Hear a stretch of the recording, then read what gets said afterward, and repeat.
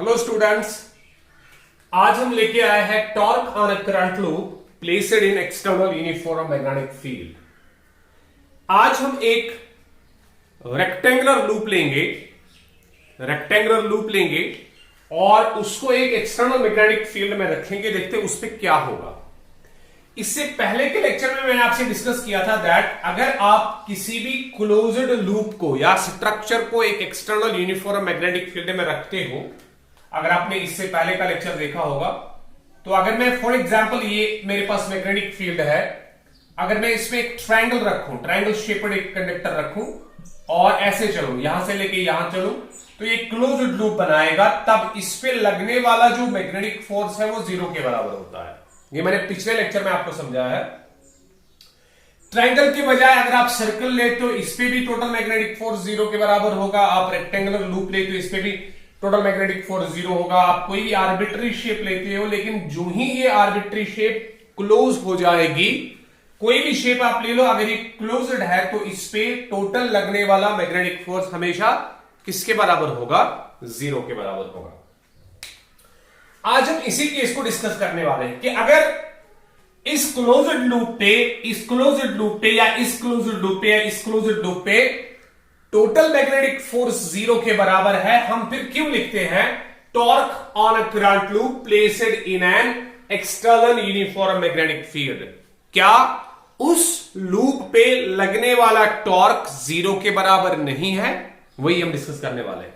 देखो बेटा, हम क्या करेंगे।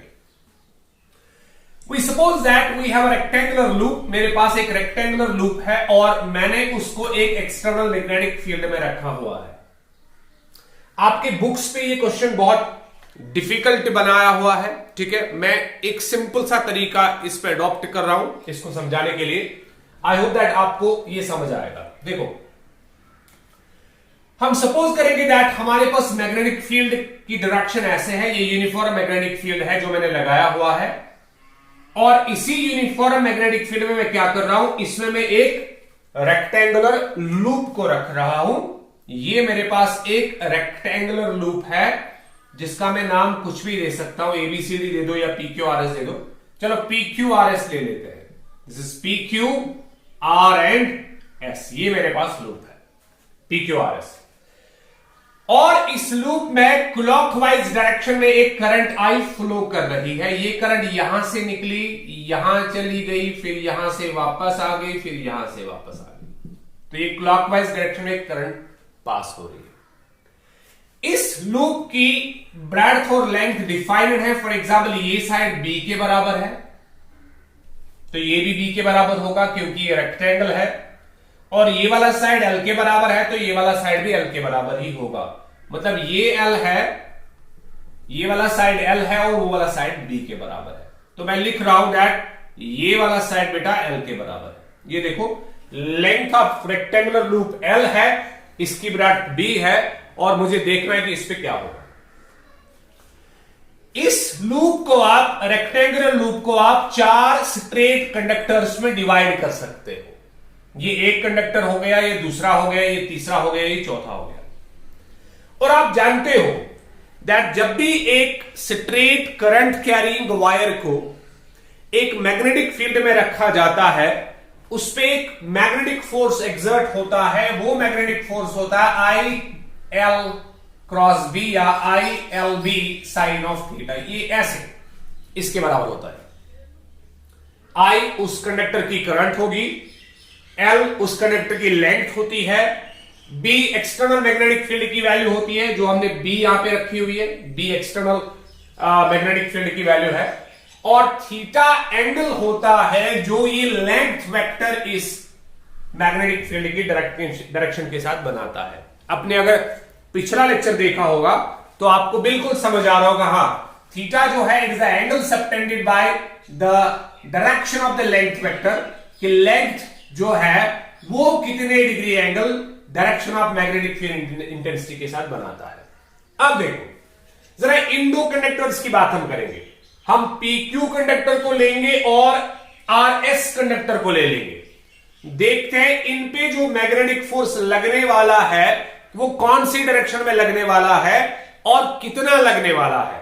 और आपको याद होगा direction of the magnetic force is determined by right hand palm rule. और वो पाम रूल क्या बताता है, अपने फिंगर टिप्स को along the direction of magnetic field intensity align करो, अपना थंब जो है along the direction of current define करो, फिर आपके पाम पे जो लगने वाला परपेंडिकुलर होगा वही डिफाइन करेगा basically what is the direction of the magnetic force. तो मैं वही चीज करने वाला हूं यहां पे, देखो। अच्छा चलो इस पे देखते हैं लगने वाला फोर्स कितना होगा। सर इस पे लगने वाला फोर्स ऐसे हम डिफाइन करेंगे, देखो इस पे जो लगने वाला फोर्स होगा, अगर मैं देखूं इस पे लगने वाला फोर्स वो होगा FPQ। इस PQ साइड पे लगने वाला फोर्स कितना, करंट इसमें I, इसकी लेंथ B, कितने मैग्नेटिक फील्ड में, B में, और साइन ऑफ एंगल किस किस के बीच में, लेंथ वेक्टर के बीच में और मैग्नेटिक फील्ड के बीच में। देखो ये लेंथ वेक्टर की डायरेक्शन है, लेंथ वेक्टर की डायरेक्शन उसी डायरेक्शन में होती है जिस डायरेक्शन में करंट फ्लो करती है। करंट ऐसे फ्लो कर रही है तो लेंथ वेक्टर की डायरेक्शन यही होगी, मैग्नेटिक फील्ड की डायरेक्शन भी यही है, मतलब लेंथ वेक्टर और मैग्नेटिक फील्ड की डायरेक्शन सेम है। इसलिए हम ये बोल सकते हैं दैट कि इनके बीच में जो एंगल है वो ऑब्वियसली 0 डिग्रीज होगा। तो अगर इनके बीच में एंगल 0 डिग्रीज है तो मैं इधर साइन 0 मान के चलता हूं। साइन 0 आप लोगों को पता है, साइन 0 0 के बराबर है, तो आप सिंपली FPQ लिख सकते हैं, FPQ 0 के बराबर है, तो डायरेक्शन नहीं चाहिए। मतलब इस पे लगने वाला फोर्स 0 है तो हमें डायरेक्शन की जरूरत नहीं है। ओके, इसके बाद अगर इस वाले साइड पे आप फोर्स कैलकुलेट करोगे तो इस वाले साइड पे FRS पे अगर आप फोर्स कैलकुलेट करोगे कितना आएगा, देखो FRS पे सर I, इस पे लगने वाली करंट I, इसकी लेंथ फिर से B, उसी मैग्नेटिक फील्ड में इसको भी रखा गया है, लेकिन साइन ऑफ 180 डिग्रीज आएगा सर। क्यों? क्योंकि लेंथ वेक्टर की डायरेक्शन इस डायरेक्शन में है, करंट की डायरेक्शन लेंथ वेक्टर की डायरेक्शन देगी वो ऐसे है, मैग्नेटिक फील्ड ऐसे है, इनका मतलब इन दोनों के बीच में एंगल 180 डिग्रीज है। यहां पे एंगल 0 डिग्रीज था लेकिन यहां पे एंगल 180 डिग्रीज है, साइन 180 0 के बराबर होता है, तो ये सारा कुछ भी 0 ही बनेगा। मतलब इस वाली आर्म पे और इस वाली आर्म पे कोई भी फोर्स लगने वाला नहीं है। जब आप इस रेक्टेंगुलर लूप को एक्सटर्नल यूनिफॉर्म मैग्नेटिक फील्ड में रखोगे तब इस ऊपर वाली आर्म पे लगने वाला फोर्स 0 के बराबर होगा और नीचे वाली आर्म पे भी लगने वाला फोर्स किसके बराबर होगा, 0 के बराबर होगा। क्योंकि यहां पे जो एंगल बन रहा है वो 0 डिग्रीज है, देखो सेम डायरेक्शन है या अपोजिट डायरेक्शन है, तो यहां पे लगने वाला फोर्स 180 डिग्रीज है, साइन 180 भी 0 है, साइन 0 भी 0, तो ये दोनों 0 के बराबर होंगे। अब रहे ये दो आर्म्स, जरा इन दो आर्म्स का देख लेते हैं। देखो बेटा इन दो आर्म्स का, अगर हम इन दो आर्म्स का फोर्स कैलकुलेट करें, अगर हम इन दो आर्म्स का फोर्स कैलकुलेट करें तब FPS आर्म का फोर्स अगर मैं दिखाऊं आपको, FPS इस आर्म का, तो लिखा क्या जाएगा, इसमें बहने वाली करंट I, इसकी लेंथ L, कौन से मैग्नेटिक फील्ड में B, साइन ऑफ एंगल कितना, सॉरी एंगल तो 90 डिग्रीज होगा, देखो ये B की डायरेक्शन है और ये L की डायरेक्शन है, देखो देखो ये B है ये L है, तो 90 डिग्री एंगल बनेगा, तो साइन 90, मतलब हमारे पास फोर्स एग्जिस्ट होगा, वो किसके बराबर होगा, ILB के बराबर। यहां पे फोर्स एग्जिस्टेंट नहीं था, यहां पे फोर्स एग्जिस्ट नहीं हो रहा था, लेकिन यहां पे फोर्स एग्जिस्ट हो रहा है, कितना, ILB, तो हमें इसकी डायरेक्शन चाहिए। चलो पाम रूल से डायरेक्शन निकालते हैं। ये मैंने अपने finger tips direction of magnetic field intensity में रखे, देखो फिंगर टिप्स को अलाइन करो along the direction of magnetic field intensity. Current की डायरेक्शन ऊपर है, देखो इस आर्म में करंट की डायरेक्शन ऊपर है, तब पाम पे जो परपेंडिकुलर लगेगा वो इनवर्ट्स होगा, मतलब ये आर्म जो है इस पे लगने वाला फोर्स अंदर की तरफ होगा, तो मैं यहां पे क्रॉस बना के रखता हूं। क्रॉस का मतलब है इस आर्म पे लगने वाला फोर्स अंदर की तरफ है। चलो अब दूसरे साइड पे जाओ, ये देखो इस साइड पे जाते हैं, सर FQR पे फोर्स कैलकुलेट करेंगे। अच्छा, एफक्यूआर पे कितना फोर्स एग्जर्ट होगा? देखो एफक्यूआर पे आई, इसमें करंट बहने वाली आई, इसकी लेंथ कितनी सर? उतनी ही जितनी इस साइड की थी। कितने मैग्नेटिक फील्ड में है? उतने ही मैग्नेटिक फील्ड में है जितने मैग्नेटिक फील्ड में ये थी।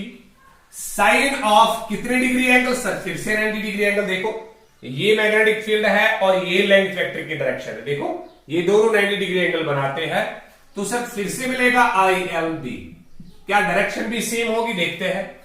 ये direction of magnetic field intensity है, लेकिन करंट इस टाइम ऊपर की तरफ नहीं नीचे की तरफ आ रही है, तो मतलब यहां पाम पे परपेंडिकुलर आउटवर्ड्स होगा, तो यहां मैं डॉट रखता हूं। ये देखो, आई होप दैट आपको समझ आया होगा। तो जब भी आप एक रेक्टेंगुलर लूप को एक एक्सटर्नल मैग्नेटिक फील्ड में रखोगे, यूनिफॉर्म एक्सटर्नल मैग्नेटिक फील्ड में रखोगे, तब क्या होगा? इसके इन दो साइड्स पे लगने वाला फोर्स किसके बराबर होगा? 0 के बराबर। तो ये दो आर्म्स हम कंसिडर नहीं कर रहे, हम ये दो आर्म्स कंसिडर कर रहे हैं। इन दो आर्म्स पे जो लगने वाला फोर्स है वो कितना है सर? ILB इस पे भी, ILB इस पे भी, इस पे अंदर की तरफ, इस पे बाहर की तरफ, मतलब इन दो आर्म्स पे भी लगने वाला फोर्स इक्वल इन मैग्नीट्यूड है और अपोजिट इन डायरेक्शन है।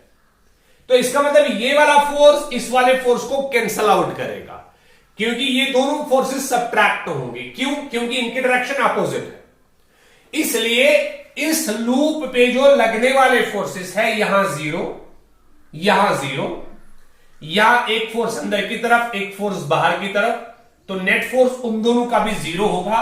मतलब इस लूप पे नेट फोर्स जो है वो 0 के बराबर होगा। वो तो हम ऑलरेडी जानते हैं दैट जब भी आप एक क्लोज्ड लूप को एक एक्सटर्नल यूनिफॉर्म मैग्नेटिक फील्ड में रखते हो, तो उस पे लगने वाला टोटल फोर्स किसके बराबर होता है?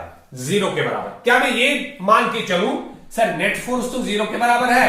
हां, नेट फोर्स 0 के बराबर है, बिकॉज ये वाला 0 है, ये वाला 0 है, इन दोनों का रिजल्टेंट भी कितना है? इन दोनों का नेट कितना है? 0 है। इसलिए हमने कहा कि लूप पे लगने वाला नेट फोर्स किसके बराबर है? 0 के बराबर है। लेकिन लूप पे एक इंपॉर्टेंट फिनोमेना प्रोड्यूस होगा, मैं वो फिनोमेना समझाना चाहता हूं। ये P है, ये P है, ये Q है, ये R है और ये S है। ये मेरे पास लूप है। देखो देखो इस पे क्या हो रहा है। इस PS पे लगने वाला फोर्स किधर है? अंदर की तरफ। सर इस पे लगने वाला फोर्स अंदर की तरफ है। इस QR पे लगने वाला फोर्स बाहर की तरफ है, ये बाहर की तरफ है। देखो मतलब ये वाला साइड जो है अंदर की तरफ मूव करेगा और ये वाला साइड जो है बाहर की तरफ मूव करेगा। देखो ये वाला साइड जो है अंदर की तरफ मूव करेगा, ये वाला साइड बाहर की तरफ मूव करेगा। देखो क्या होगा, जरा इसको मैं अंदर की तरफ लेके आता हूं, इसको बाहर की तरफ, ये ऐसे चलेगा। मतलब ये कॉइल जो है आपको क्या दिखेगा, ये कॉइल रोटेट करेगी इन एंटी क्लॉकवाइज डायरेक्शन, ये अंदर की तरफ, ये बाहर की तरफ, तो ये ऐसे घूमेगी। जब कोई बॉडी घूमती है, जब कोई बॉडी रोटेट होती है, तब हम बोलते हैं दैट इस बॉडी पे लगने वाला फोर्स तो 0 है, लेकिन इस बॉडी पे लगने वाला टॉर्क 0 नहीं है। टॉर्क तो रोटेटिंग इफेक्ट होता है ना, वो रोटेटिंग इफेक्ट कब प्रोड्यूस होता है? जब आपके पास एक बॉडी पे लगने वाले 2 फोर्सेस होंगे और उन दोनों फोर्सेस का ये कैरेक्टर होगा दैट वो इस बॉडी को रोटेट कराना चाहेंगे। अगर वो इक्वल इन मैग्नीट्यूड भी है, अपोजिट इन डायरेक्शन भी है, उनका नेट 0 भी है, वो फोर्स प्रोड्यूस नहीं कर रहे हैं, वो टॉर्क प्रोड्यूस कर रहे हैं। फोर्स तब प्रोड्यूस होता जब इस कॉइल के पास एक ट्रांसलेशनल मोशन होती। ये सारी कॉइल या तो आगे चलती, ये सारी कॉइल या तो पीछे जाती, ये सारी कॉइल या तो ऐसे चलती या ऐसे चलती। तब हम बोलते दैट इस पे नेट फोर्स नॉन जीरो है, लेकिन इसमें कोई भी मोशन नहीं है, ना आगे की तरफ है, न पीछे की तरफ जा रही है, न इधर जा रही है, न इधर जा रही है, ये अपनी जगह पे रोटेट कर रही है। तो हमने कहा कॉइल पे नेट फोर्स 0 तो है, लेकिन नेट टॉर्क 0 नहीं है। हाँ, ये इंपॉर्टेंट कॉन्सेप्ट है। इसलिए हमने ये चीज कंक्लूड किया दैट जब भी आप करंट लूप को प्लेस करोगे इन एक्सटर्नल यूनिफॉर्म मैग्नेटिक फील्ड, इस पे लगने वाला नेट फोर्स तो 0 होगा, लेकिन इस पे लगने वाला नेट टॉर्क जीरो नहीं होगा। ये कॉइल जो है ये रोटेशन स्टार्ट करेगी कहां पे? In the uniform external magnetic field.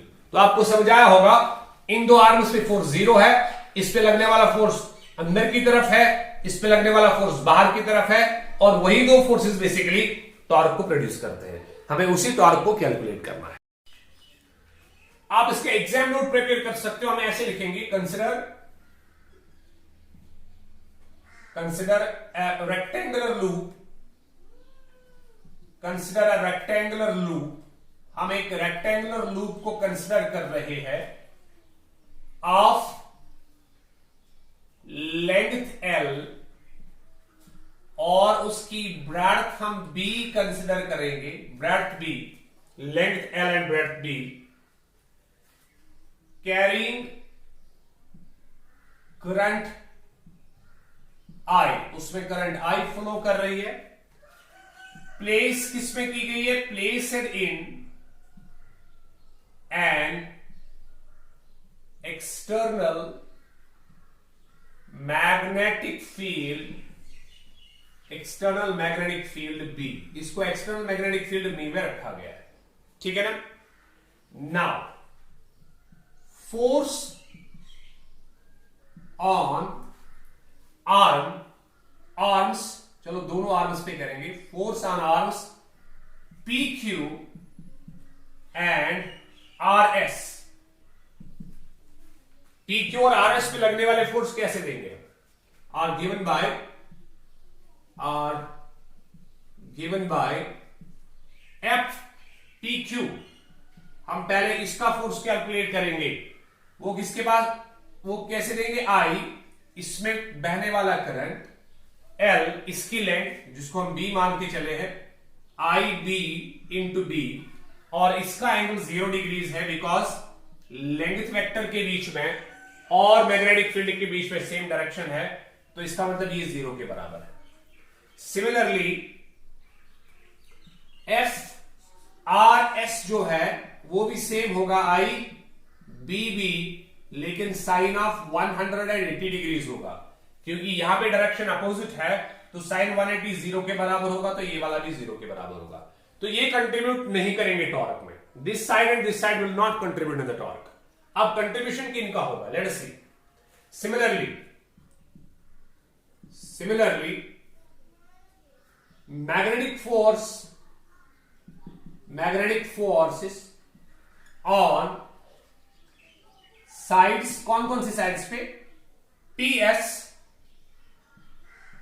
PS पे एंड QR, और QR पे are given by, let us see इनको कैसे लिखा जाएगा? तो हम फिर से लिखेंगे वैसे ही जैसे हमने अभी मैंने आपको समझाया अभी। तो हम ऐसे लिखेंगे that F force on PS पे लगने वाला फोर्स किसके बराबर होगा? और QR पे लगने वाला फोर्स किसके बराबर होगा? लेट अस सी।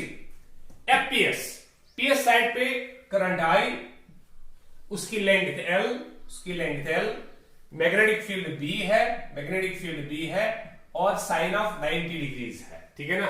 ये और इसके बीच में 90 डिग्री एंगल है, तो मिलेगा ILB, और डायरेक्शन इसकी किधर होगी? इनवर्ड्स, तो क्रॉस, सिंपली क्रॉस रखना आपको, ठीक है ना। सिमिलरली FQR, चलो एंड FQR की वैल्यू I, फिर से I, करंट बहने वाला I, उसकी लेंथ भी L, मैग्नेटिक फील्ड भी B, और एंगल भी 90 डिग्री, तो फिर से ILB, लेकिन डॉट। तो आपको समझ आया होगा ये, अभी मैं समझा रहा था डॉट और क्रॉस कैसे, ठीक है ना, पाम रूल से। तो अब अगर इन इक्वेशंस को देखा जाए, अगर मैं इस इक्वेशन को इक्वेशन नंबर 1 नाम रखूं और इस इक्वेशन को इक्वेशन नंबर 2 नाम रखूं, तब मैं कंक्लूजन लिख सकता हूं।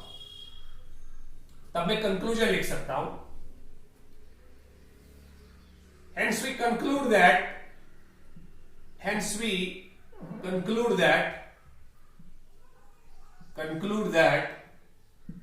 the net force, जो नेट फोर्स लगने वाला होगा, net force acting on the coil, ठीक है ना, due to all its arms, due to all its arms, सारे आर्म्स की वजह से जो लगने वाला फोर्स होगा इज जीरो, वो जीरो के बराबर होगा, है कि नहीं? क्योंकि ये जीरो है, ये जीरो है, ये दोनों फोर्स इक्वल इन मैग्नीट्यूड है बट अपोजिट इन डायरेक्शन है, तो इनका नेट किसके बराबर होगा? जीरो के बराबर होगा, ठीक है ना? देयरफॉर एफ नेट जो है वो किसके बराबर होगा? जीरो के बराबर। बट लेकिन एक इंपॉर्टेंट कॉन्सेप्ट अब आएगा, but the forces FPS and कौन सा? एफक्यूआर, ये दोनों फोर्सेस क्या करेंगे? ये इस कॉइल को रोटेट कराने की कोशिश करेंगे।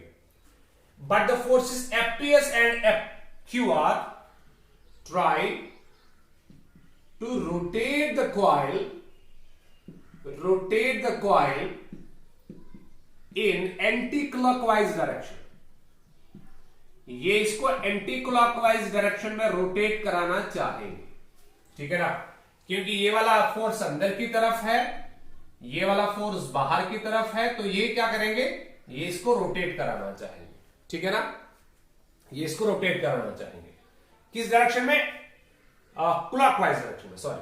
ये वाला अंदर की तरफ है, आईपीएस अंदर की तरफ है, ये अंदर की तरफ है, ये बाहर की तरफ है, तो ये इसको रोटेट कराना चाहेंगे। हम सिंपली लिख सकते हैं the forces FPS and FQR try to rotate the coil. हम डायरेक्शन नहीं लेंगे, ठीक है ना? Try to rotate the coil and hence, इसलिए प्रोड्यूस क्या करेंगे? And hence produce torque in the coil, और वो टॉर्क को प्रोड्यूस करेंगे गिवन बाय, वो टॉर्क किसके बराबर होती है? इसके आगे हम चलेंगे, गिवन बाय। तो अभी तक हमने लेक्चर में देखा दैट कॉइल पे लगने वाला नेट फोर्स जीरो के बराबर है, लेकिन नेट टॉर्क जीरो के बराबर नहीं है। क्यों? क्योंकि इस पे ऐसे दो फोर्सेस है जो इक्वल इन मैग्नीट्यूड है, आईएलबी एंड आईएलबी, बट अपोजिट डायरेक्शन है। लेकिन ये क्या करते हैं? ये बेसिकली एक रोटेटिंग इफेक्ट कॉइल में प्रोड्यूस करते हैं, जिसकी वजह से ये कॉइल पे एक टॉर्क बनाते हैं या टॉर्क एक्सर्ट करते हैं। हमें उसी टॉर्क को कैलकुलेट करना है। अगर आपने क्लास 11th देखा होगा तो क्लास 11th में आपने पढ़ा होगा दैट टॉर्क जो है, टॉर्क को कैसे लिखा जाता है? टॉर्क हम लिखते हैं, torque is basically product of either force, दो फोर्सेस में से एक फोर्स जो इस कॉइल पे लग रहे हैं। जरा बोलो कौन कौन सा फोर्स लग रहा है? सर एक तो ये वाला फोर्स लग रहा है, कितना था? ILB। दूसरा ये वाला फोर्स लग रहा था, कितना था? ILB। तो दो फोर्स में से एक फोर्स आप कंसिडर करोगे, मतलब दोनों का मैग्नीट्यूड तो सेम है, ILB multiplied by force arm, और उसके बाद फोर्स आर्म लगती है। फोर्स आर्म क्या होता है सर? वो मैं समझाऊंगा फोर्स आर्म क्या होता है। देखो, इज गिवन बाय टॉर्क हम टाउ से डिनोट करते हैं, ये मैंने टाउ लिखा। Torque is equal to either force multiplied by, आप फोर्स आर्म लिखो या परपेंडिकुलर डिस्टेंस लिखो, एक ही बात है। चलो मैं परपेंडिकुलर डिस्टेंस लिखता हूं, ज्यादा बेटर रहेगा। तो अगर आपको टॉर्क कैलकुलेट करनी है तो आपको लिखना पड़ेगा ईदर फोर्स, दो फोर्सेस में से एक force, multiplied by perpendicular distance. Sir ये परपेंडिकुलर डिस्टेंस किन के बीच में? उन दो फोर्सेस के बीच में जो कॉइल पे लग रहे हैं और इस कॉइल पे टॉर्क प्रोड्यूस करते हैं। उन दो फोर्सेस के बीच में कौन सी डिस्टेंस? बोलो, परपेंडिकुलर डिस्टेंस। वो मैं दिखाऊंगा कैसे कैलकुलेट करेंगे। इंप्लाइज क्या, मैं ऐसे लिख सकता हूं, torque tau is equal either force की मैं वैल्यू सब्स्टिट्यूट करता हूं, I length into B multiplied by perpendicular distance. Very good, ये इक्वेशन नंबर 3 हम मान के चलेंगे। अब देखो, अब जब आपके पास कॉइल आ गई तो हुआ क्या? हुआ कुछ ऐसा, ये आपको समझना पड़ेगा हुआ क्या। देखो, ये इस पे लगने वाला फोर्स अंदर की तरफ है, ये अंदर की तरफ है, ये बाहर की तरफ है, तो होगा क्या? होगा कुछ ऐसे। ये कॉइल हमारे पास है, ये ऐसे मुड़ेगी, देखो ये ऐसे मुड़ेगी, आपको समझना होगा। ये मेरे पास कॉइल है, जब इस पे यहां से लगने वाला फोर्स अंदर की तरफ, मतलब ये वाला साइड अंदर की तरफ जाएगा और ये वाला साइड बाहर की तरफ आएगा, तो ये कॉइल टर्न हो जाएगी। देखो ये कॉइल टर्न हो गई ऐसे। तो हम इस कंडीशन को ले रहे हैं, इस कंडीशन को हम ये वाला साइड कंसिडर करेंगे, ये वाला साइड। तो मैं ऐसे बनाऊंगा, इधर एक ऐसे साइड बनाऊंगा, उस पे एक फोर्स मैं अंदर की तरफ लगाने वाला हूं, दूसरा फोर्स बाहर की तरफ लगाने वाला हूं। फिर से देखो, ये मेरे पास कॉइल है PQRS, इस पे यहां पे लगने वाला फोर्स अंदर की तरफ है, यहां पे लगने वाला फोर्स बाहर की तरफ है, मतलब ये PS साइड जो है ये अंदर की तरफ जाएगा, ये अंदर की तरफ गया, और ये QR साइड बाहर की तरफ आ गया। तो हम इस वाली लाइन को कंसिडर करने वाले हैं, इस वाली लाइन को। देखो मैं ये लाइन बना रहा हूं सर, हम ये वाली लाइन को कंसिडर कर रहे हैं, ये वही लाइन है। देखो ये कुछ ऐसे था, अब ये ऐसे बन गया, तो ये लाइन मैंने इधर ड्रॉ की, ये इधर ड्रॉ की ऐसे। अब तो मतलब ये PQ है, ये PQ है। इस पे लगने वाला फोर्स यहां अंदर की तरफ है, ये फोर्स अंदर की तरफ है, और ये फोर्स बाहर की तरफ है, कुछ ऐसे। ये वाला फोर्स अंदर की तरफ है और ये वाला फोर्स बाहर की तरफ है, कुछ ऐसे बनाएंगे। थोड़ा सा टेढ़ा फोर्स में बनाता हूं सो दैट आपको थोड़ा सा क्लियर हो जाए। ये अंदर की तरफ लगने वाला फोर्स है और ये बाहर की तरफ लगने वाला फोर्स है, ऐसे फोर्सेस है। अगर मैं परपेंडिकुलर डिस्टेंस को कंसीडर करूं तो परपेंडिकुलर डिस्टेंस का मतलब ये होता है कि इन दो फोर्सेस के बीच में जो शॉर्टेस्ट डिस्टेंस प्रेजेंट होगी। अब शॉर्टेस्ट डिस्टेंस कैसे निकालते हैं, देखो कैसे निकालते हैं।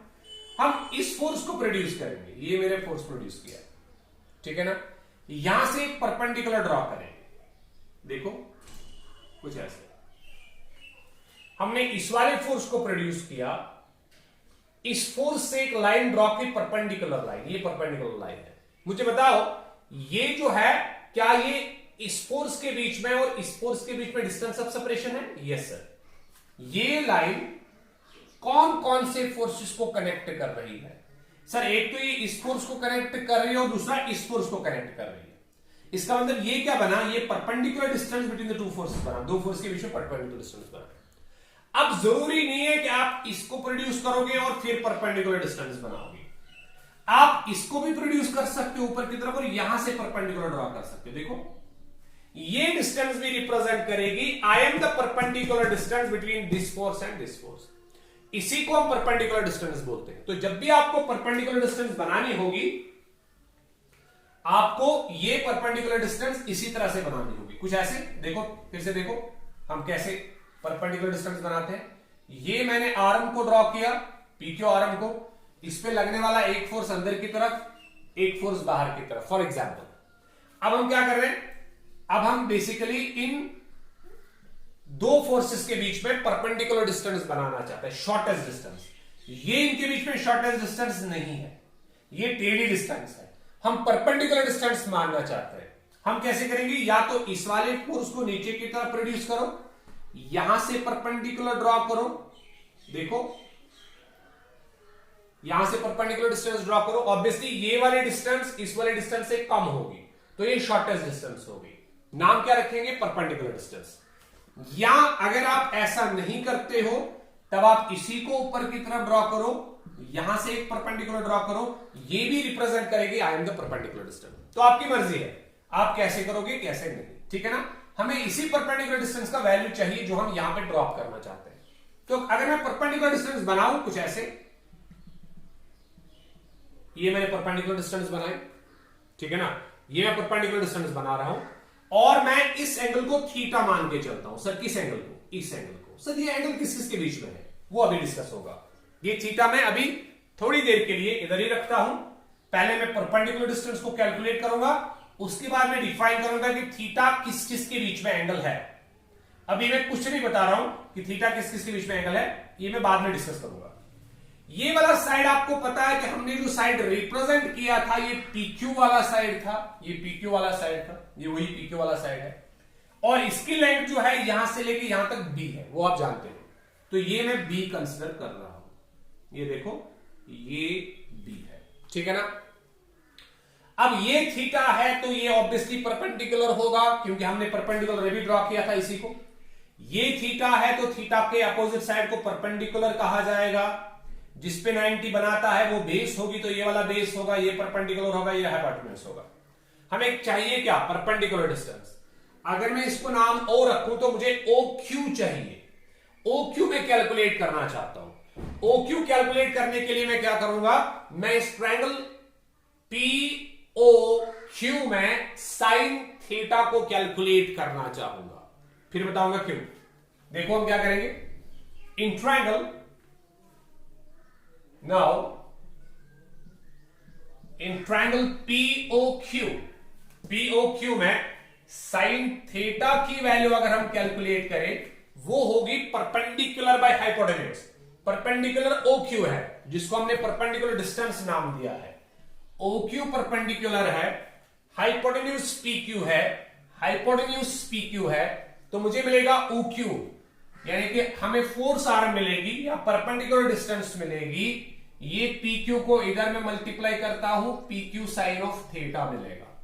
अच्छा, पी क्यू में जानता हूं वो बी के बराबर है, तो ओ क्यू मुझे मिलेगा बी साइन ऑफ थीटा, कुछ ऐसे।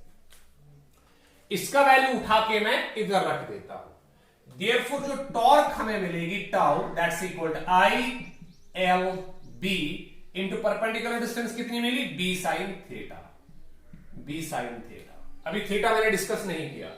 इंप्लाइज टॉर्क जो है tau that's equal to I, हम थोड़ा सा इसको रीअरेंज करेंगे। हम इस लेंथ और ब्रेड्थ को आपस में मिलाएंगे, लेंथ इंटू ब्रेड्थ, इस एल को और इस बी को, फिर हमारे पास बी रह गया, फिर साइन थीटा आ गया।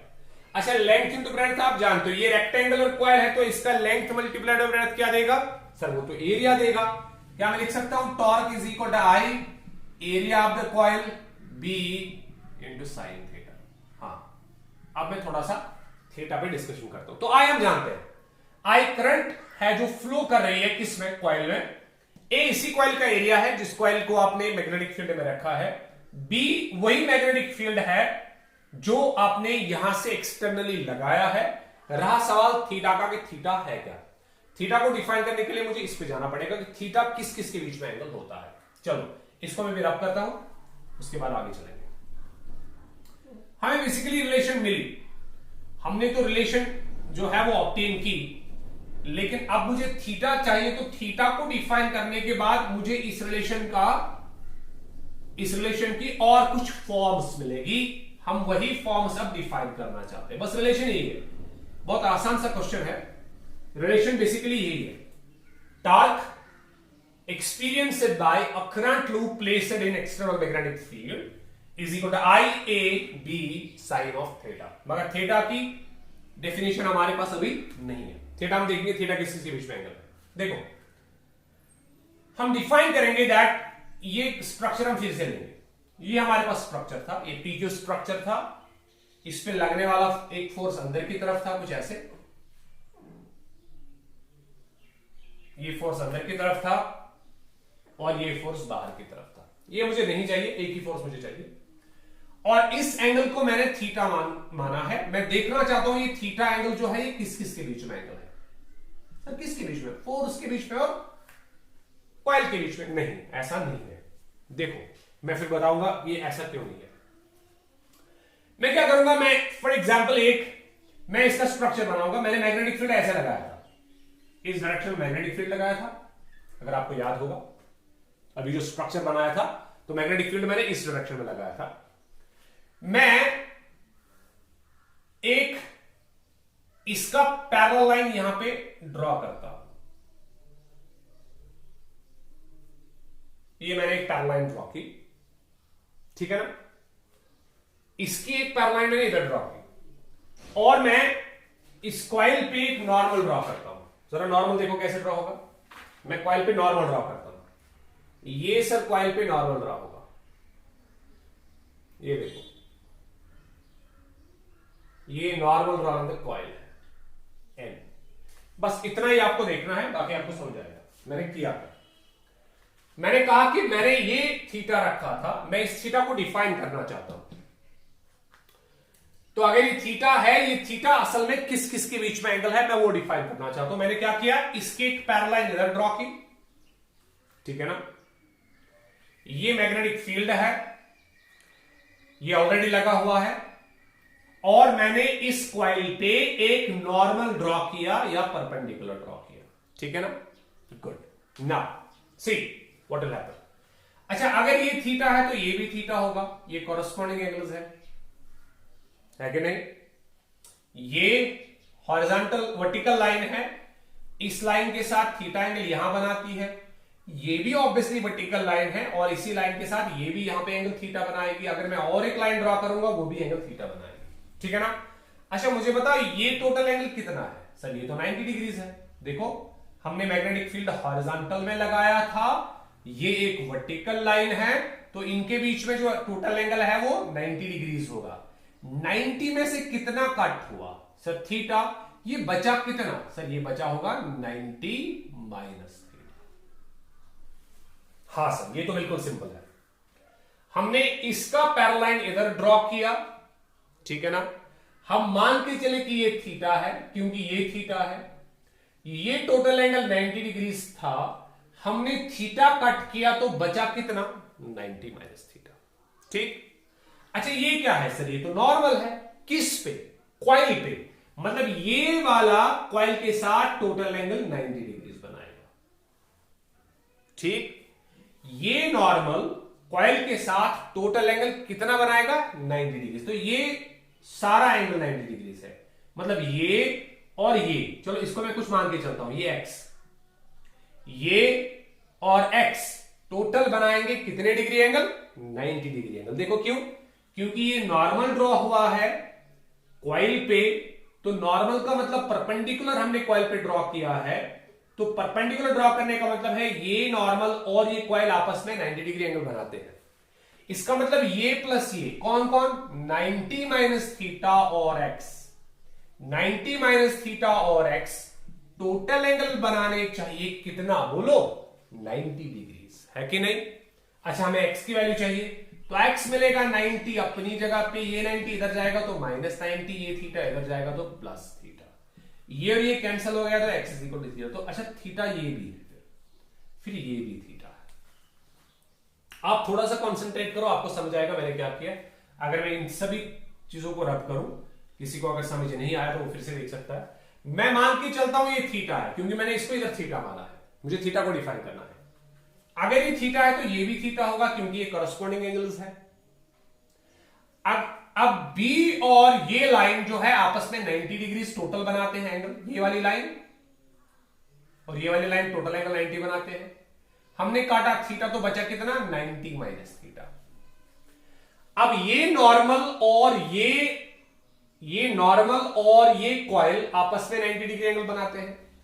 मतलब ये 90 माइनस थीटा और ये x 90 माइनस थीटा और ये x टोटल एंगल 90 बनाते हैं, तो x इक्वल टू थीटा, मतलब ये भी थीटा होगा, ये थीटा होगा। अब देखो थीटा किस किस के बीच में एंगल है? सर फिर थीटा एंगल होगा between the normal drawn to the coil and the direction of magnetic field intensity. हाँ, ये इंपॉर्टेंट कॉन्सेप्ट है। जो थीटा आप यहां पे डिफाइन करते हो, थीटा एंगल होता है between the normal drawn to the coil, जो आप कॉइल पे नॉर्मल ड्रॉ करते हो, and the direction of magnetic field intensity, उनके बीच में एंगल थीटा होता है। तो सारी चीजें क्लियर हो गई। आई क्या है? कॉइल में बहने वाली करंट। ए क्या है? उस कॉइल का एरिया जिस कॉइल को आपने एक्सटर्नल मैग्नेटिक फील्ड में रखा हुआ है, ठीक है ना? बी क्या है? बी वही एक्सटर्नल मैग्नेटिक फील्ड है जिसको आप कंसिडर कर रहे हो। थीटा क्या है? ये एंगल है जो normal drawn to the coil with the direction of magnetic field intensity बनाता है। तो हम यहां पे लिखना चाहेंगे इसको। हाँ, तो आपको एग्जाम में सारी फिगर्स बनानी पड़ेगी, ये फिगर भी बनानी पड़ेगी। आप इसको पहले ही बना सकते हो या बाद में बना सकते हो, जैसे मैंने बनाया। तो हम यहां पे लिखेंगे wire theta is the angle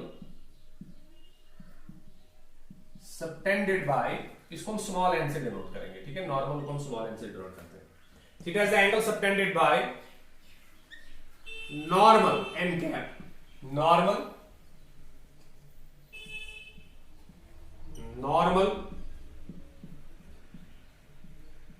drawn to the coil किसके साथ? विद द डायरेक्शन ऑफ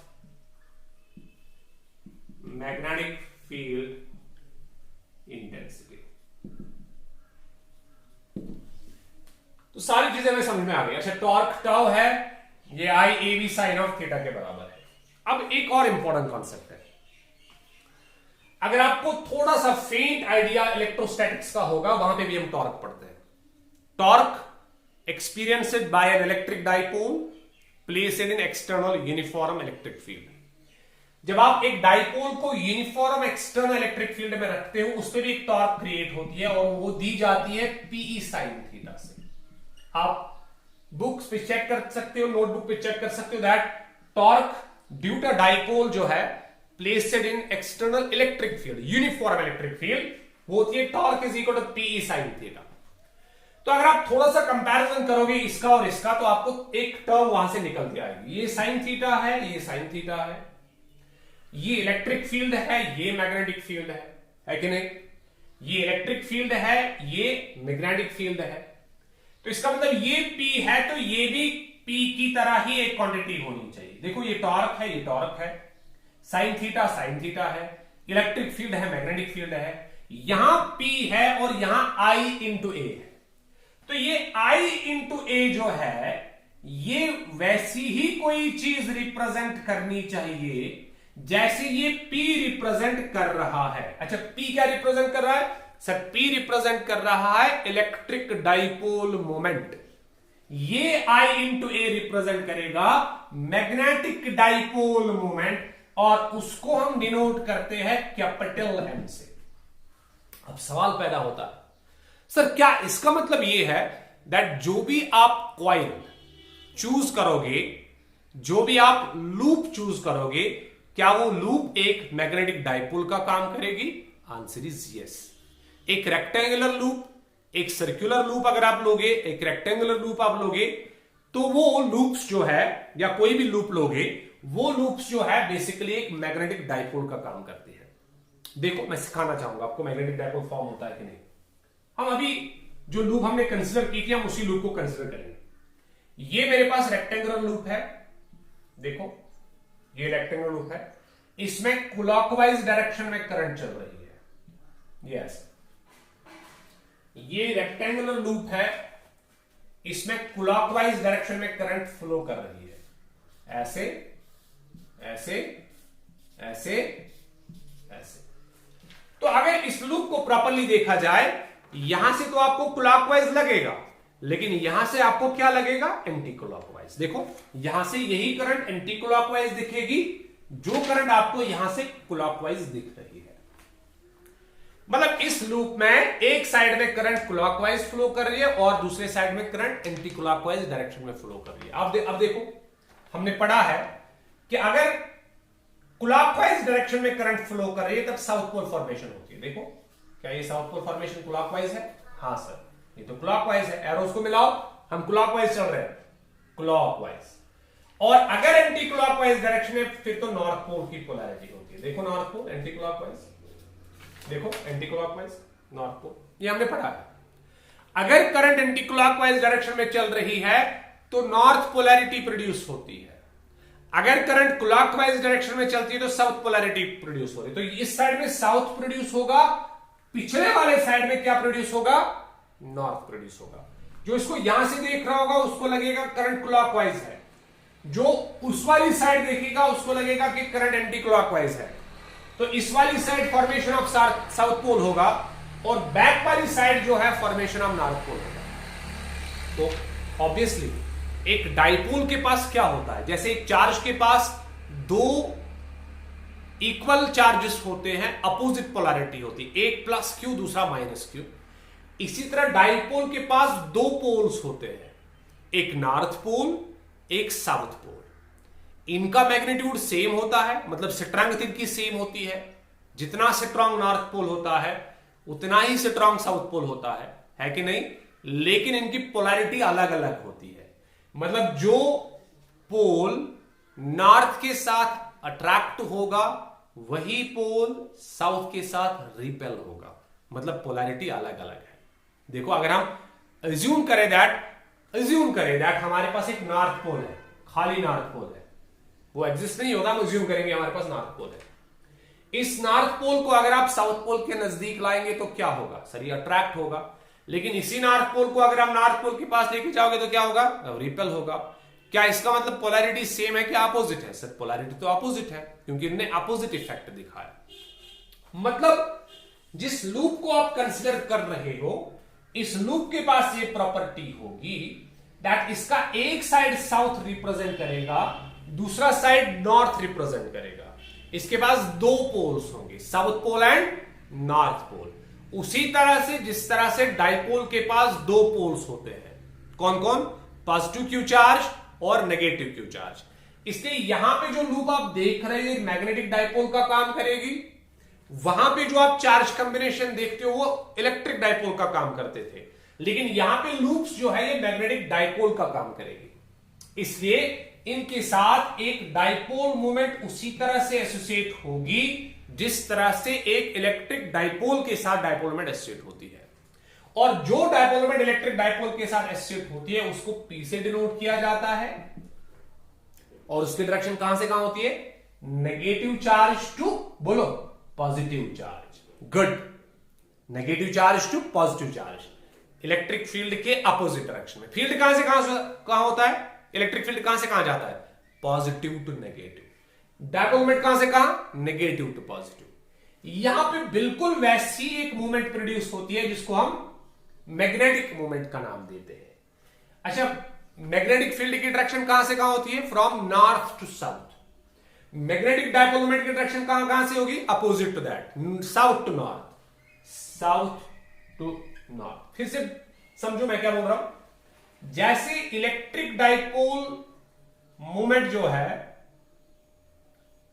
उसकी डायरेक्शन नेगेटिव टू पॉजिटिव होती है, फील्ड की direction positive to negative, dipole movement की डायरेक्शन नेगेटिव टू पॉजिटिव। यहां फील्ड की direction north to south, dipole movement की डायरेक्शन अपोजिट, कहां से कहां? South to north, south to north. तो याद रहे हम वही चीज डिस्कस करने जा रहे हैं यहां पे। इसलिए इस रिलेशन में थोड़ा सा और हम ऐड करने वाले हैं।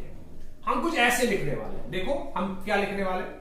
हम लिखेंगे दैट अगर हमारे पास कॉइल के पास एक ही टर्न नहीं थी, हमारे पास कॉइल ऐसी बनाई हुई थी, ये एक टर्न, उसके बाद इसमें और एक टर्न, उसके बाद और एक टर्न, उसके बाद और एक टर्न, उसके बाद और एक टर्न, बहुत सारी टर्न्स दी हुई है, n नंबर ऑफ टर्न्स दी हुई है। तब आपको पता होगा जितनी टॉर्क ये प्रोड्यूस करेगा उतनी ही टॉर्क ये भी प्रोड्यूस करेगा, उतनी ही टॉर्क ये भी प्रोड्यूस करेगा, उतनी ही टॉर्क ये भी प्रोड्यूस करेगा, सभी एक जैसी टॉर्क को प्रोड्यूस करेंगे, है कि नहीं? हाँ, आप शायद टर्न्स पे कंफ्यूज हो गए। देखो ये मेरे पास कॉइल का एक टर्न है, ये और एक टर्न है, ये और एक टर्न है, तो मैंने कॉइल को ऐसे बनाया। क्या सारे कॉइल्स का सारे टर्न्स का एरिया सेम है? हाँ सर, सारे टर्न्स का एरिया सेम है, लेंथ भी सेम है, ब्रेड्थ भी सेम है। तो जितना टॉर्क ये प्रोड्यूस करेगा उतना ही टॉर्क ये प्रोड्यूस करेगा, उतना ही टॉर्क ये प्रोड्यूस करेगा, उतना ही टॉर्क ये प्रोड्यूस करेगा। अगर आपने 2 शीट्स लिए तो टॉर्क होगी 2 टाइम्स, अगर 3 शीट्स लिए टॉर्क होगी 3 टाइम्स, अगर 4 शीट्स लिए टॉर्क होगी 4 टाइम्स एंड सो ऑन। अगर n शीट्स आपने लिए तो टॉर्क n टाइम्स होगी। So for a coil of how many turns? बोलो n turns. For a coil of n turns, अगर हमारे पास कॉइल में n टर्न्स होंगे, total torque is given by, total torque किसके बराबर होगी? Torque tau is equal n times IAB sine of theta, कुछ ऐसा। अब देखो ये P साइन थीटा हम लेंगे, P साइन थीटा हम जानते हैं, torque is equal to P sine, electric dipole का, ये भी मैग्नेटिक डाइपोल रिप्रेजेंट करती है, साइन थीटा, टॉर्क EB, बचा कौन? P के बदले क्या आएगा? NIA। तो NIA इसमें डाइपोल मोमेंट को रिप्रेजेंट करेगी। लेकिन कौन से डायपोल मोमेंट को? Magnetic dipole moment of the rectangular loop will be represented by NIA। तो हम यहां पे लिखेंगे कुछ ऐसे, now NIA is equal to M, इसको हम M से डिनोट करते हैं, इज नोन एज मैग्नेटिक, बोलो, dipole moment of the loop. ये लूप की मैग्नेटिक डाइपोल मोमेंट है, ठीक है ना? क्यों? Because loop behaves as a magnetic dipole। Loop एक मैग्नेटिक डाइपोल की तरफ बिहेव करती है, therefore टॉर्क की अलग एक रिप्रेजेंटेशन अब होगी। इसके बदले M, ये B और ये साइन थीटा। अब देखो और एक रिप्रेजेंटेशन, टॉर्क खुद एक वेक्टर क्वांटिटी है, मैग्नेटिक डाइपोल मोमेंट एक वेक्टर क्वांटिटी है, जिस तरह से electric dipole moment vector quantity है, जिस तरह से उसकी डायरेक्शन कहां से कहां होती है? नेगेटिव टू पॉजिटिव, इसकी डायरेक्शन साउथ टू नॉर्थ। तो ये एक वेक्टर है, ये एक वेक्टर है, ये एक वेक्टर है, तो इनके बीच में जरूरी क्या प्रोडक्ट होना चाहिए? Cross product. किस किस के बीच में? M के बीच में और B के बीच में जो है वो क्रॉस प्रोडक्ट डिफाइन होना चाहिए, तभी हम इस टॉर्क को एक वेक्टर क्वांटिटी बना सकते हैं। Therefore, torque can be written as M cross B। Torque को M क्रॉस B लिख सकते हैं। अगर हमने टॉर्क को M क्रॉस B बनाया, तब मुझे आप में से कोई बता सकता है थीटा किस किस के बीच में एंगल होगा? थीटा की अब सही से डेफिनेशन आ गई। थीटा फिर एंगल होगा between the direction of magnetic dipole moment, magnetic dipole moment के बीच में डायरेक्शन, और बोलो किसके बीच में? मैग्नेटिक डाइपोल मोमेंट के बीच में डायरेक्शन और मैग्नेटिक फील्ड इंटेंसिटी के बीच में।